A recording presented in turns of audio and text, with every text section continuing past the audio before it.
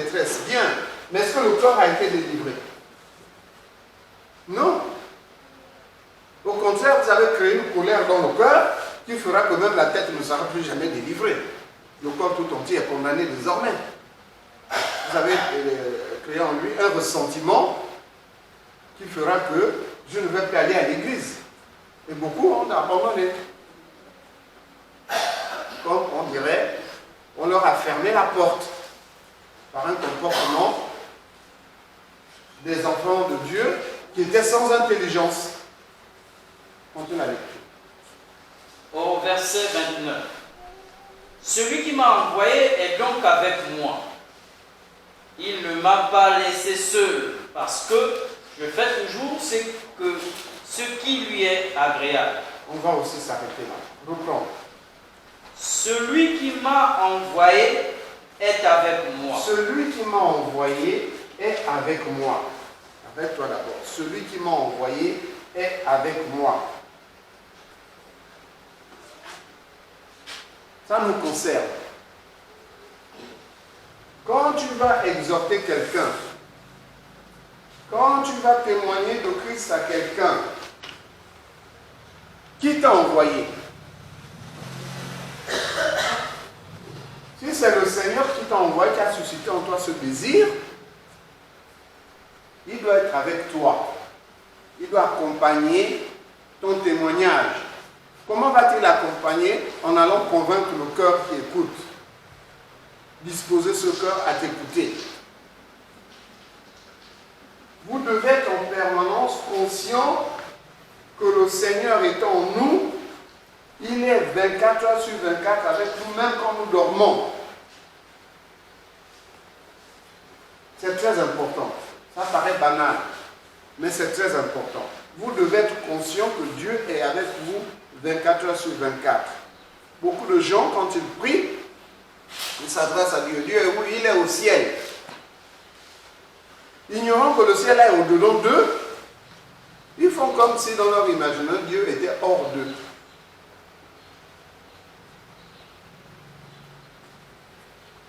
C'est comme quand les gens voient le fantôme.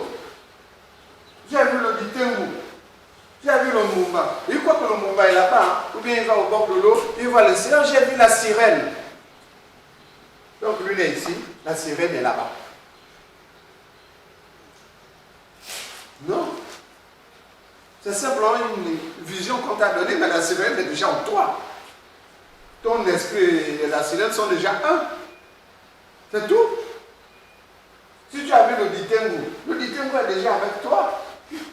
Il y a une personne, une jeune dame que j'hébergeais chez moi, la copine de ma fille, et elle occupait une chambre avec sa fille. Et un jour, elle fouille la chambre, elle vient dormir avec les enfants. Je dis, mais pourquoi tu es venu rejoindre les enfants? Oh, j'ai vu un esprit là-bas, j'ai fui, je suis allé dormir chez les enfants. Et donc, c'est les enfants qui vont te protéger de l'esprit. Toi qui es grand, qui devais protéger les enfants, c'est maintenant l'esprit, les enfants qui vont te protéger de l'esprit. Retourne dans ta chambre. Et l'esprit n'est pas dans la maison, l'esprit est en toi. Mais il n'a pas compris ça. Si tu as déjà vu un esprit, ça veut dire que vous êtes déjà amis. Même si dans la vision, dans le rêve, tu as refusé, mais tu l'as déjà vu. Il s'est déjà manifesté à toi. C'est par ton esprit que tu l'as vu. Donc il est déjà venu chez toi.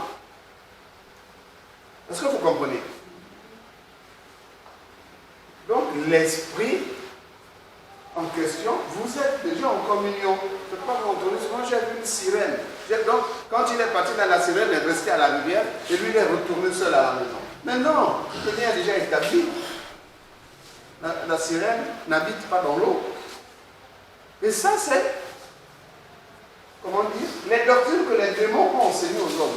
On croit que la sirène, là, elle habite dans l'eau là. La place où il ne faut pas partir, il y a la sirène. Alors que la sirène vient habiter dans leur cœur, il les embrouille, ils croient que les gens vont maintenant avoir peur de l'eau. À cause de cette peur-là, la sirène habite déjà en eux. Vous comprenez? C'est pourquoi des populations entières sont envoûtées. Mais dans le cas de sirène, ils croient que la sirène est dans l'eau. Mais elle n'est pas dans l'eau. Elle n'est pas dans l'eau, c'est un esprit. Pourquoi l'esprit va habiter dans l'eau? Il va faire quoi dans l'eau? Ce n'est pas un animal qui chasse le poisson. Ce n'est pas une loutre. Ce n'est pas un ours. Et même l'ours n'habite pas dans l'eau. Ce n'est pas un animal marin qui va aller chasser, ou un animal aquatique qui va aller chasser le poisson. Et s'il devait chasser les hommes vont rarement dans l'eau. Ce n'est pas là-bas qu'il va trouver les hommes. C'est dans les villages, non? Mais ce n'est pas dans les villages qu'il va les chercher, il va les chercher dans leur cœur. Donc voilà l'intelligence que le Seigneur vous demande d'acquérir pour que vous ne soyez pas dupés par les démons, par les vidéos qui circulent sur Internet en grande quantité, par lesquelles les démons continuent d'envoûter les hommes. Il ne m'a pas laissé seul. Il ne m'a pas laissé seul. Le Seigneur ne nous laisse jamais seuls. Si le Seigneur te laisse là, ça veut dire qu'il t'a quitté pour toujours. Quand tu l'as reçu, il reste. Pourquoi il reste en toi? Il doit te transformer, il doit te sanctifier. Et quand le jour viendra, il te transforme pour enlever ce corps-ci et te revêtir d'un nouveau corps. Mais s'il est sorti de toi, comment va-t-il te transformer puisqu'il n'est pas en toi? Il vit en toi pour demeurer. De même, les esprits impurs, les démons, viennent vers les hommes pour y demeurer. Ce n'est pas pour venir visiter un moment puis il repart. Non, il vient pour rester. Il vient pour rester. Donc celui qui a vu la sirène est déjà avec lui pour tout le reste de ses jours, sauf s'il est délivré par Christ. Vous comprenez? La personne va partir en disant, bon, j'avais vu la sirène quand j'avais 10 ans. Ouais, et maintenant que tu as 50 ans. La sirène, donc, t'a laissé tranquille. Hein? Non, elle est avec toi. Pour te montrer que la sirène, pour montrer qu'elle est déjà avec toi, elle se visualise, elle se présente à toi en vision.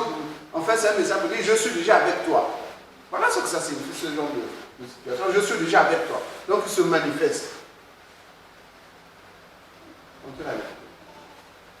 Il ne m'a pas laissé seul parce que je fais toujours ce qui lui est agréable. Voilà. Pour que la présence de Dieu en nous soit utile, soit permanente, bénéfique, agissante, nous devons rechercher à faire sa volonté. Comment faire sa volonté? Mais en connaissant sa parole. En connaissant que quand le jugement commence à se manifester dans mon corps, le Seigneur dit, je pardonne. Ce n'est pas l'heure du jugement. Je rejette ce jugement. Là, je fais sa volonté. Mais quand tu commences à juger à ton année, ce n'est plus la volonté du Seigneur que tu es en train d'accomplir. La volonté, c'est que tu supportes, que tu pardonnes, que tu exhortes, que tu témoignes. Ça, c'est la volonté que nous devons chercher à faire de plus en plus. Continue la lecture. Comme Jésus parlait ainsi, plusieurs crurent en lui. Et il dit aux Juifs. On va d'abord s'arrêter.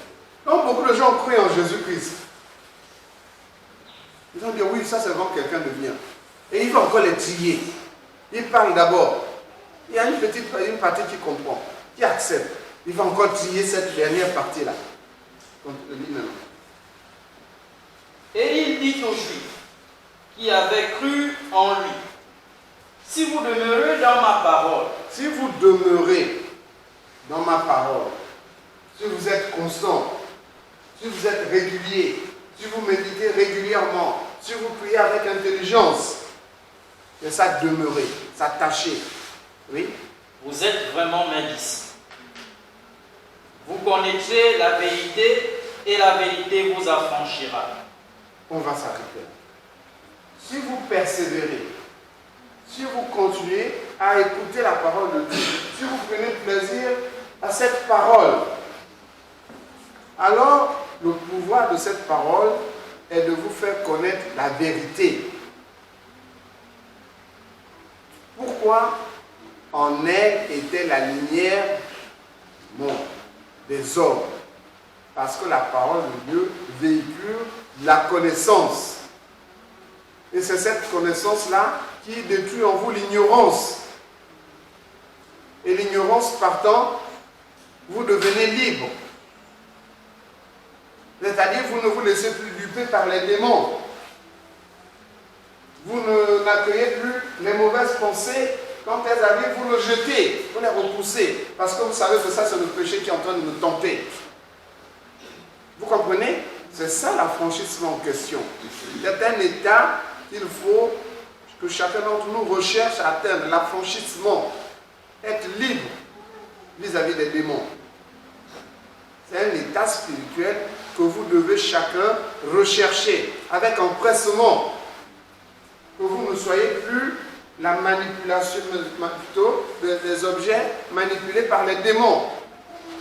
Il faut que nous soyons affranchis. Vous connaissez la vérité et la vérité vous affranchira. Reprendre le passage. Si vous, je vais reprendre le verset 31, oui. et il dit aux Juifs qui avaient cru en lui,